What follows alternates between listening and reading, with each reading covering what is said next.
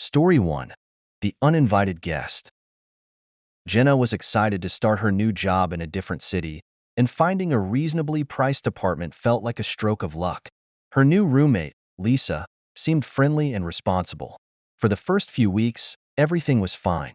Then Jenna started noticing small things: food missing from the fridge, dishes left unwashed, and strange noises at night. One evening, Jenna came home early from work and found a strange man in the living room. He introduced himself as Lisa's boyfriend, Rob. Lisa hadn't mentioned a boyfriend before, but Jenna shrugged it off.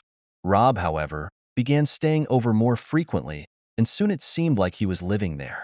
Jenna confronted Lisa, who assured her that Rob would leave soon, but he never did. Rob's behavior became increasingly disruptive. He would throw loud parties while Lisa was at work, inviting over a group of rowdy friends who would stay until dawn. When Jenna complained, Lisa shrugged it off, insisting that Jenna was overreacting. Tensions grew, and Jenna felt like a prisoner in her own home. One night, Jenna returned from a late shift to find the apartment trashed. Empty bottles and trash littered the floor, the kitchen was a mess, and the living room smelled of smoke. Furious, Jenna confronted Lisa, who was nonchalant. The final straw came when Jenna's laptop disappeared, and Rob was seen pawning electronics at a local shop.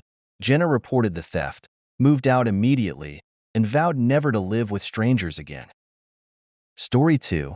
The Control Freak. Chris was thrilled to move into his new apartment with Jake, a seemingly nice guy he met through a mutual friend. At first, Jake appeared to be the ideal roommate: clean, organized, and polite. However, Chris soon discovered that Jake's organization was more like obsessive control. Jake created a detailed schedule for every aspect of their living arrangement: shower times, laundry days, and even grocery shopping. He expected Chris to follow these schedules without deviation. If Chris showered 5 minutes late or forgot to do his dishes immediately, Jake would leave passive-aggressive notes around the apartment. The situation worsened when Jake began to monitor Chris's activities.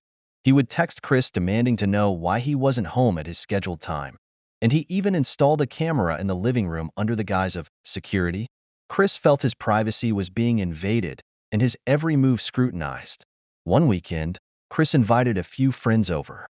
Despite giving Jake ample notice, Jake was livid, claiming they had disrupted his meticulously planned weekend.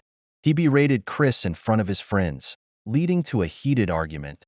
Jake's behavior escalated to the point where he started locking away communal items and restricting access to the Wi-Fi when Chris didn't adhere to his rules. Feeling suffocated and harassed, Chris decided to move out.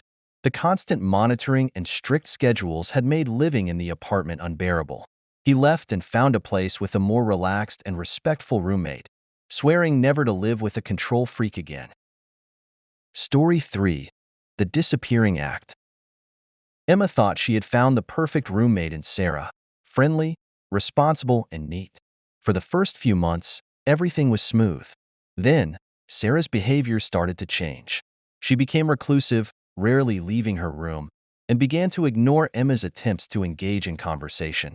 One day, Sarah disappeared. She didn't come home from work, didn't answer her phone, and her social media accounts were inactive.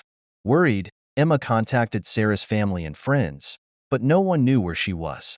Emma filed a missing person report, fearing the worst. Weeks went by without any sign of Sarah. Emma was left to manage the rent and bills on her own, adding financial strain to her growing anxiety. The police found no leads, and Sarah's disappearance remained a mystery. Months later, Emma received a call from Sarah out of the blue. Sarah claimed she had left due to a personal crisis and was now living across the country. She apologized but offered no further explanation. Emma was furious and relieved at the same time. However, the nightmare wasn't over. Sarah had left behind a mess of unpaid bills and a lease that Emma struggled to maintain alone. Emma had to take on a second job and eventually found a new roommate to share the burden. The experience left her wary of trusting new roommates and more cautious about ensuring they were reliable. These stories highlight the unpredictable and often stressful nature of living with roommates, emphasizing the importance of thorough vetting and clear communication to avoid such horror scenarios.